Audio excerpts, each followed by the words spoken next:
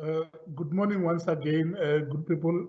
My name is Hendrik Makaneta, and we are now starting our 9 maths class. And of course, please feel free once again if you have to contact me either on the Twitter account. Just feel free to send a Twitter at the end of the lesson so that we can then be able to answer some of your questions. And as I've said, this is grade 9 maths. And by the end of this lesson, I want learners to be able to use the theorem of Pythagoras to solve the problems which involves the unknown lengths in geometric figures that are contained in a right-angled triangle. So basically, we are going to learn more about the right-angled triangle. We've already learned about the other triangles together with the square as well as the rectangle. But today, what is important for us to do is to remember that geometric figures that contain right angles are the most important. Now consider the following triangle.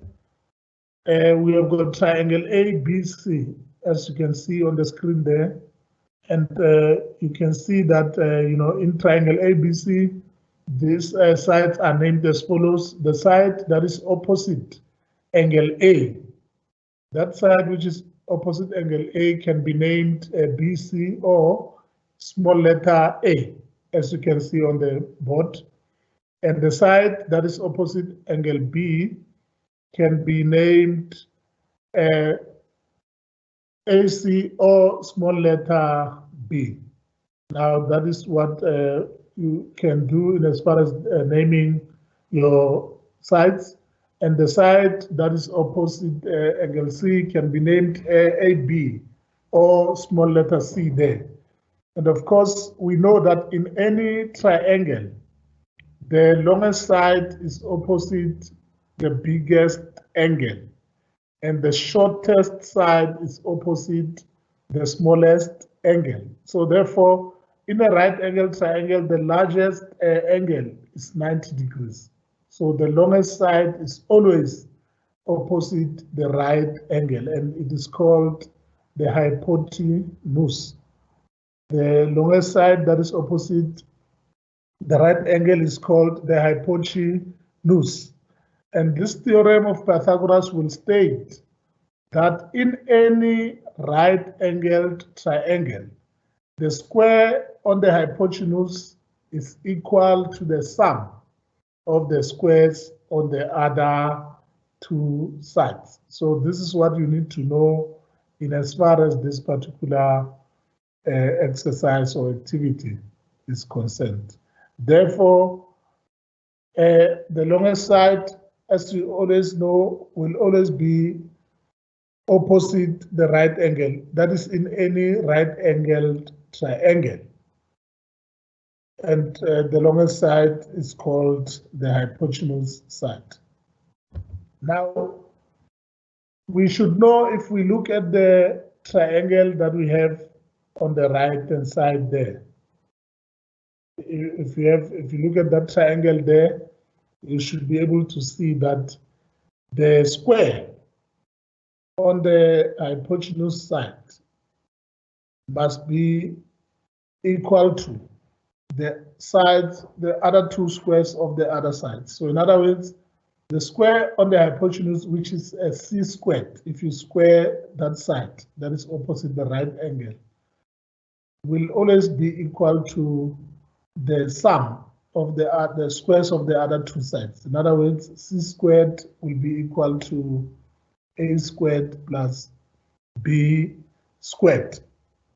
Now consider this particular triangle. Let's look at the triangle, which is now the right-angled triangle here on the right. This is our triangle A, B, C. That's our triangle there. So you can see the right angle here, that is C. Now, which side will be the hypotenuse side? In other words, which side is the longest side. So the longest side will be AB, as you can see there. That is the long side. How do we know? It's given as 5. The unit of measure there is 5. Now, this longest side, as we have already defined, is known as the hypotenuse side. Now, we've already said that the squares on this side, respectively, will be, in other words, 5 squared will be 25, 4 squared will be 16, and 3 squared will be 9. Now, we know that the square on the hypotenuse side will be equal, is the same as the squares on the other two sides. Therefore, this means that the square on this side, which is 5 squared, 25, if you take the square of this side, the hypotenuse side, it's equal to the sum of the other two squares. So 5 squared here gives you 25, and 4 squared gives you 16, 3 squared gives you 9. Now, if you add 16 and 9 together, you get 25. So therefore, the square of the hypotenuse side is equal to the sum of the squares of the other two sides. That is why the formula says c squared is equal to a squared plus b squared. That is how it goes in as far as the triangle is concerned. And of course, we can make that conclusion that from this particular equation here, c squared is equal to a squared plus b squared. That's what we know by now. You can also state it as a squared plus b squared is equal to c squared. In other words, you can simply swap. There's nothing wrong with swapping your right-hand side together with the left-hand side. So you can swap them together there, and it will make a lot of sense to equate them because the equal sign is always there. And equally, if you want to make b squared, for instance, the subject of the formula there, you can make it. If you want to make a squared the subject of the formula, you can, meaning that you can transpose the b squared from the left-hand side to the right-hand side, and it will change the sign. As you can see there, a squared now becomes c squared minus b squared. And of course, b squared as well will be equal to c squared minus a squared. So as you can see in the previous slide there, we have characterized our triangle there, which has got 3 angles, angle A there, angle B, and angle C. And we know that the side that is opposite angle A is known as the small letter A or BC there. And the side that is opposite the angle C there will be the small letter C, as reflected in the triangle. And the side that is opposite this angle here, B, that side will be small letter b there as reflected. And we know that the longest side will always be known as a hypotenuse. That is if and only if your triangle is the right-angled triangle. So in a right-angled triangle, the longest side is the hypotenuse side.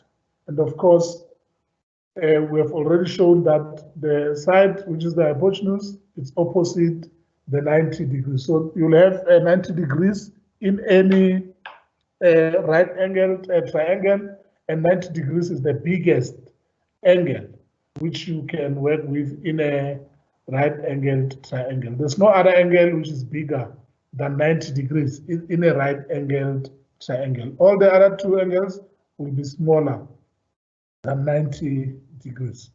Then, of course, we can carry on. We've demonstrated now that the side which is opposite the 90 degrees there is always the longest side, as we reflected here, that side which is 5. And if you square this 5, that is, in other words, if you multiply 5 by itself, you get 25. That is how you square the number. When you talk about a square number, it means you have multiplied a number by itself. So the square of 5 there will be 25, That is 5 times 5. 5 squared there is 25, and 4 squared is 16. And of course, 3 squared will be 9.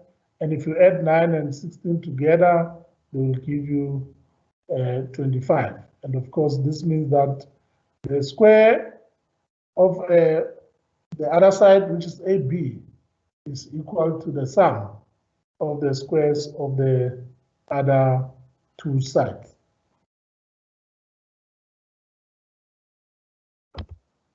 Right. We are proceeding now to define the theorem of Pythagoras to say it is not always, or it is not usually an end in itself, but rather the means to an end. This means that we need to remember that the perimeter of a triangle is the sum of the lengths of all three sides. So we've spoken about this already yesterday, where we defined the perimeter of the triangle. We have also defined the area of a triangle, and we've said that the area of a triangle is equal to the half a base multiplied by the perpendicular height. If you want, you can just multiply the base and the perpendicular height and divide everything there by 2. Now, we know that in a right angle triangle, the third side is always calculated if the other two sides are given. So we are going to see in the next activity there, or in the next example, how we will find the missing sides.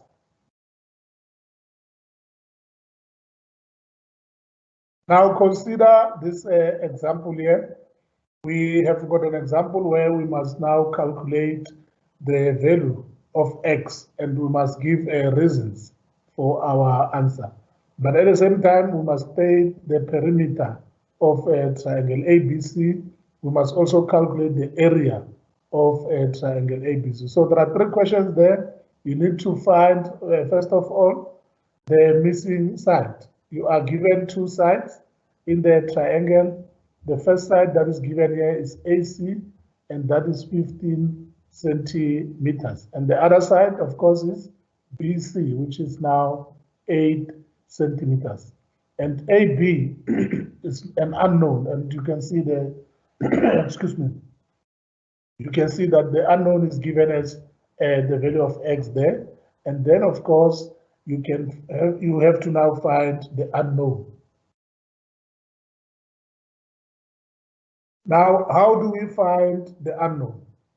We should know by now that when you square the biggest side or the longest side, the square of this longest side, as we have defined it in the previous definition, is always equal to the sum of the squares of the other two sides. In other words, x squared will be equal to 15 squared plus 8 squared. Or if you want, you can start with 8.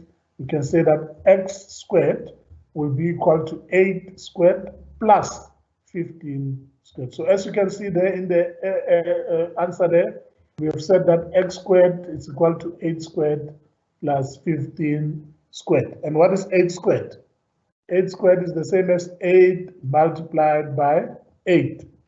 And if you multiply 8 by 8, you get 64. And of course, 15 multiplied by 15, you get now 225. And if you add 64 and 225, you get 289. And then, of course, you have to now introduce the square root. Remember, this is x squared. So to get x, you need to introduce now the square root of 289. And the square root of 289 is 17. So this means that this value AB here will be 17 centimeters. That is the value of AB, which is defined as 17 centimeters. We have calculated it now. Now we have answered the first question here, where we were expected to now give the value of x. And the reasons have been provided that x squared is equal to 8 squared plus 15 squared. Reason being, that is Pythagoras in triangle ABC. How do you know it is Pythagoras? because of the 90 degrees that is given in angle C. You can see that angle C here will be 90 degrees. And if it is 90 degrees, then the side that is opposite 90 degrees is called the hypotenuse side, and it is the longest side. And of course, if you check your answer, if you want to test whether that side is the longest or not, you can simply look at the answer that we got. We have calculated x as the square root of 289, which is equal to 17 centimeters. And of course, 17 is the longest side because this side here is 15 centimeters there, and the other one is 8 centimeters. Therefore, AB will be 17 centimeters, which proves that it is indeed the hypotenuse side since it is the longest side. Now we need to state the perimeter. I want you to look at the triangle and figure out what will be the perimeter of this triangle, as I've taught you throughout the week. We have done perimeter, we have done area. By now you should be able to calculate the perimeter of the triangle. So look at the sides. We said that, just to remind you, the perimeter is the distance around the edge of the shape. In other words, you can add all the three sides. Now, just for 5 seconds, just look at the perimeter. What do you think will be the perimeter of this triangle ABC?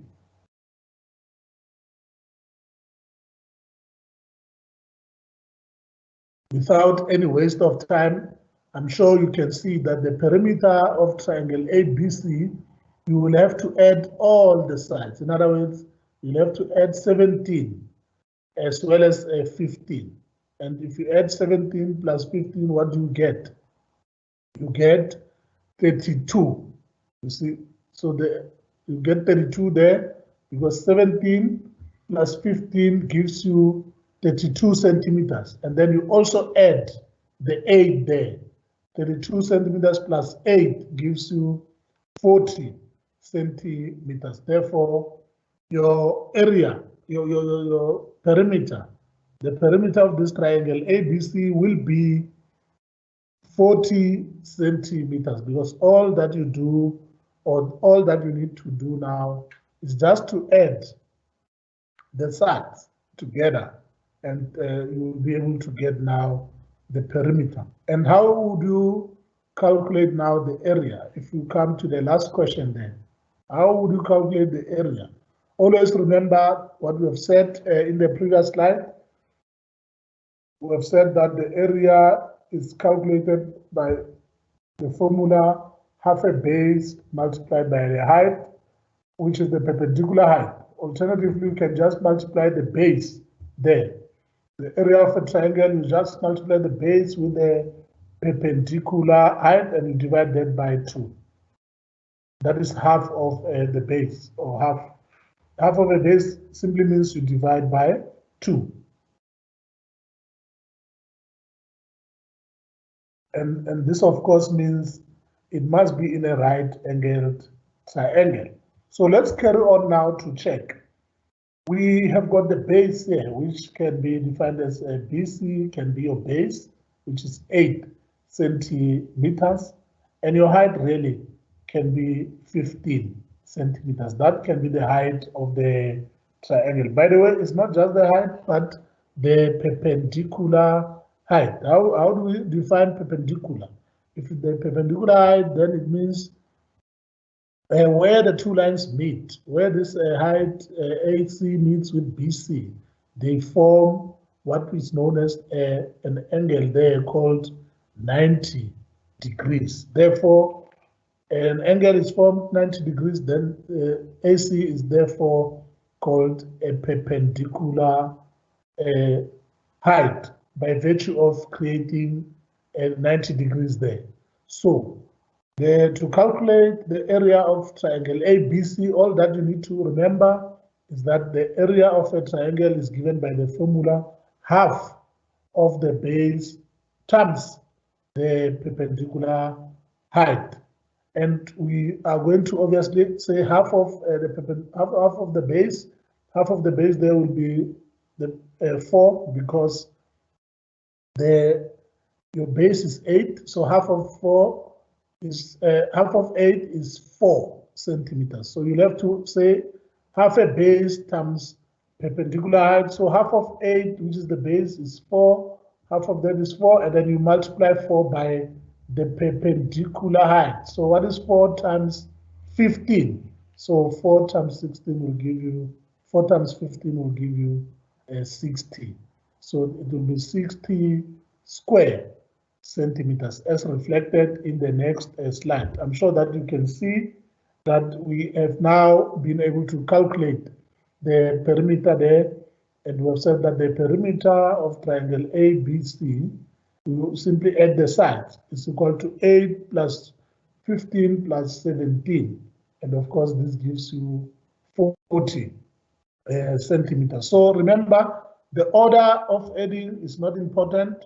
You can choose any order. If you remember very well, I started with 17 when I started to add. I said 17 plus 15 plus 8. So in this case, the answer there, you can also start with 8 plus 5 plus 17. The order doesn't really matter. All that you need to remember is that you are adding all the 3 sides together. That is how you find the perimeter of the triangle ABC. And to find the area of triangle ABC, of course, you multiply the base times the perpendicular. Let's check the sign. This is always the perpendicular. It shows a line that meets with another line there, and the sign means a perpendicular. So it does the perpendicular height, and you divide by 2. And of course, you can multiply there 15 by 8, and then you divide that by 2. So obviously 15 multiplied by 8 will give you 120.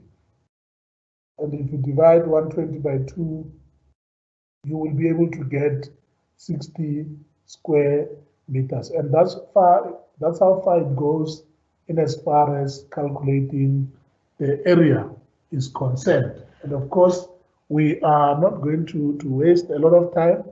We will zoom directly into the next activity there, which is another example. And in this example, again, you are given a triangle there, which is triangle EFD. And how are you going to now calculate the missing values there, or the unknowns? You can see that we have got an unknown value there, which is y, and we need to find y. But that's the first question. The second question there, you need to state the perimeter of a triangle DEF. And after that, of course, the third question will be calculate the area of triangle DEF. So basically, these questions are related to the previous one, except that in this case, you are given the hypotenuse side. So if you look at this 29 meters there, EF, that line is opposite the angle D there, which is 90 degrees. And this tells us that EF is the longest side of all these sides of triangle. EF will be the longest side. So how are you going to find the missing value there? Then you need to remember, always remember your equation in as far as Pythagoras is concerned, that the square of the hypotenuse side is equal to the sum of the squares of the other 2 sides. Put differently, you can say that the squares of the other 2 sides, the sum of the squares of the other 2 sides is equal to the square of the hypotenuse side. So as indicated here, you can see that we started with y squared plus 20 squared is equal to 29 squared. Then of course we should be able to find y in this case.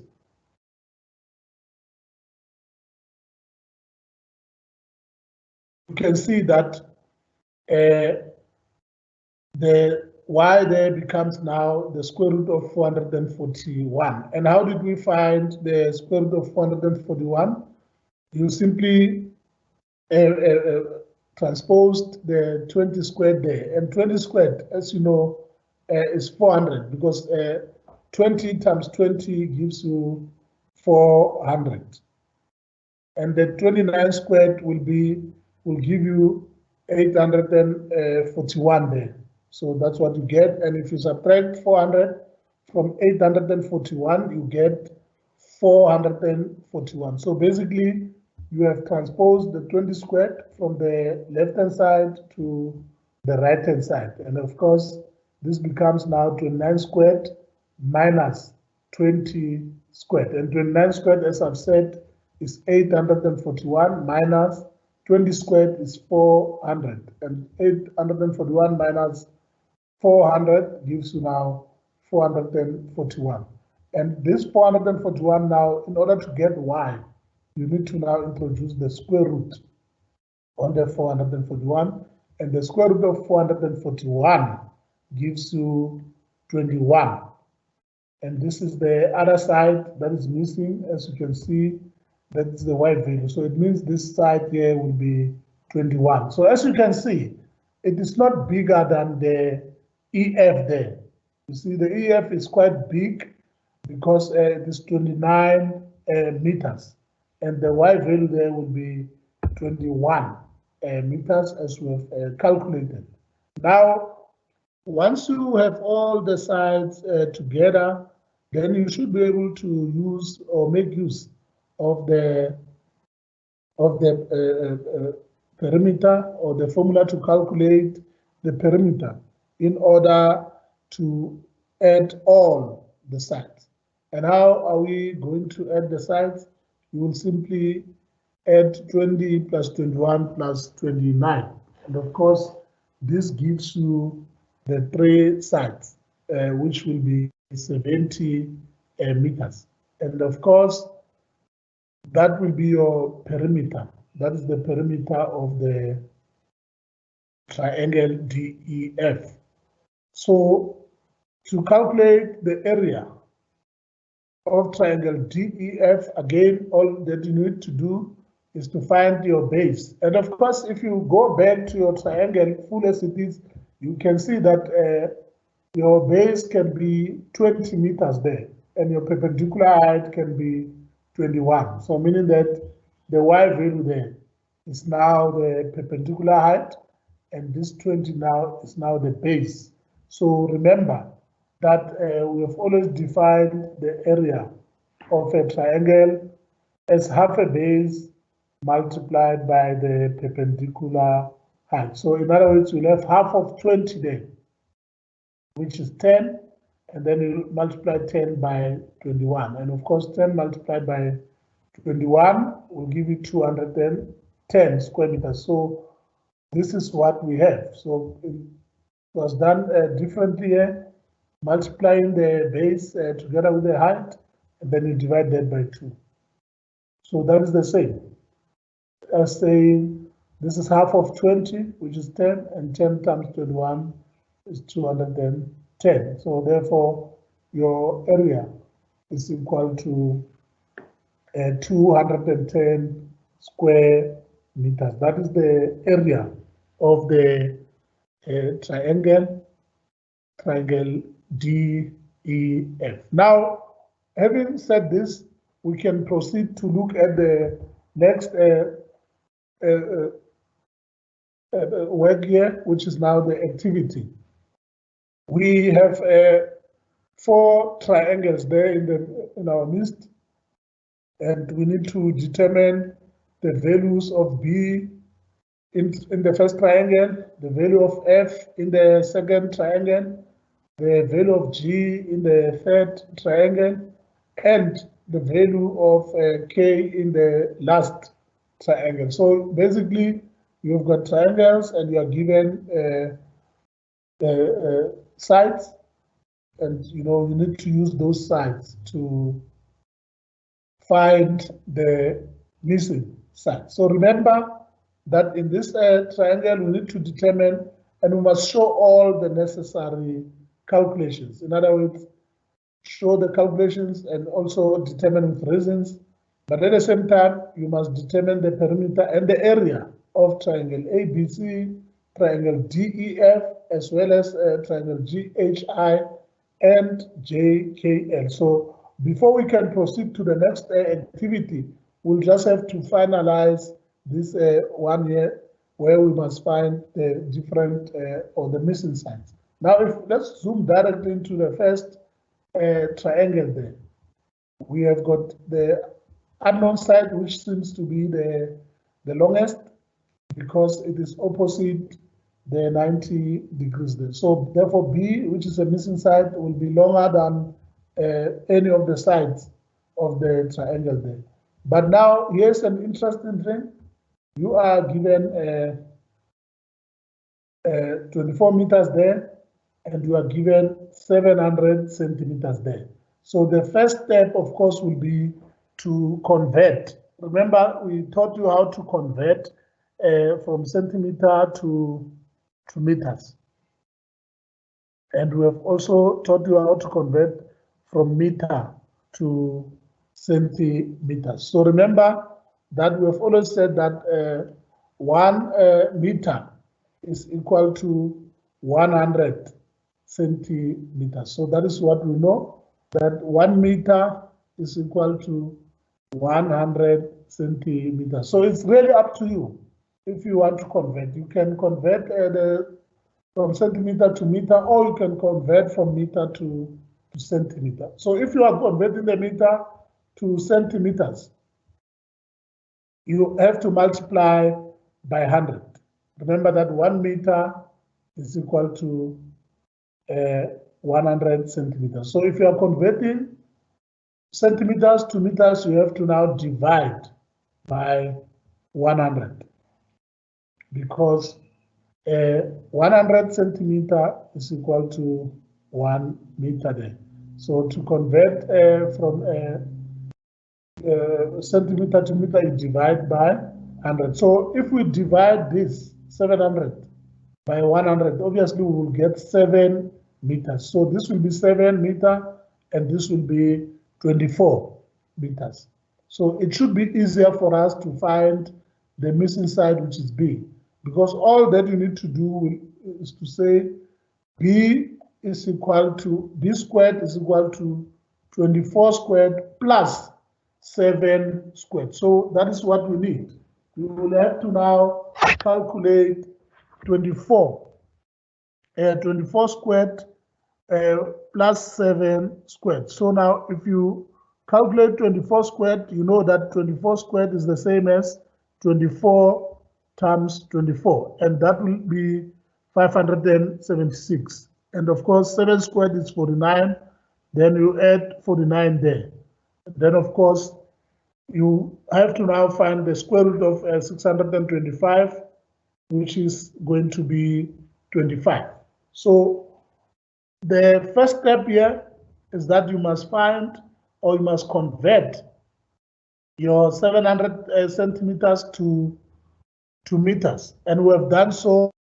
We have said that 700 centimeters becomes 7 meters, because you simply divide by 100. So you can see where that lesson fits in, the lesson on converting from centimeters to meters, from meters to centimeters. So now we wanted to work with smaller numbers, because in mathematics it's always better to work with smaller numbers as opposed to converting this to centimeters, because if you convert 24 meters to centimeters, that becomes 2,400 centimeters. So I've just decided to convert the centimeters to meters, and that's why we've got 7 meters there. And I've said that if you want the value of B, you will have to say B squared is equal to 24 squared plus 7 squared. And of course,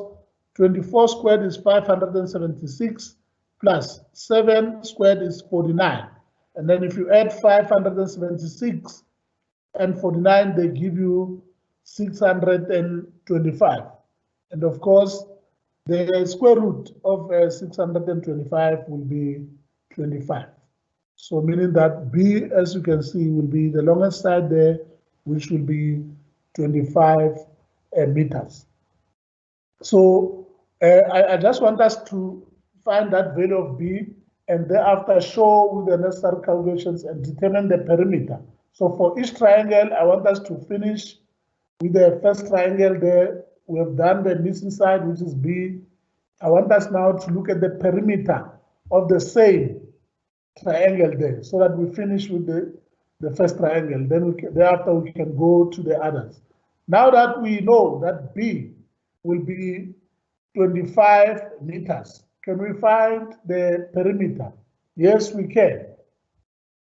The perimeter, as we have said, defined it many times already, is the distance around the edge of the shape. And of course, the distance around the edge of this shape, it will be 24 meters plus 7 meters plus 25 meters there.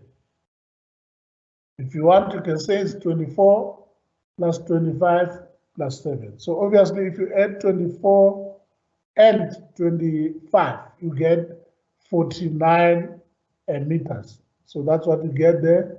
So if you add 24 and 25, you get 49, and 49 plus 7 will be 56 meters. So in other words, the perimeter of this particular triangle will be 56 meters. So you find the perimeter there as 56 meters. That is the perimeter of the whole triangle ABC. And I hope that no one is lost at this time, because we are now going to look at the area of this particular triangle. So let's look at the area. We have said that the area is defined as the distance around the edge. Sorry, not the area, the perimeter. The perimeter is defined as the distance around the edge of the shape, but the area is equal to half a base multiplied by the perpendicular height. So you must be able to distinguish between the area and the perimeter. Whereas the perimeter is the distance around the edge, which we have already calculated, and it gave us 56 meters. We are now going to calculate the area. And let's find the area.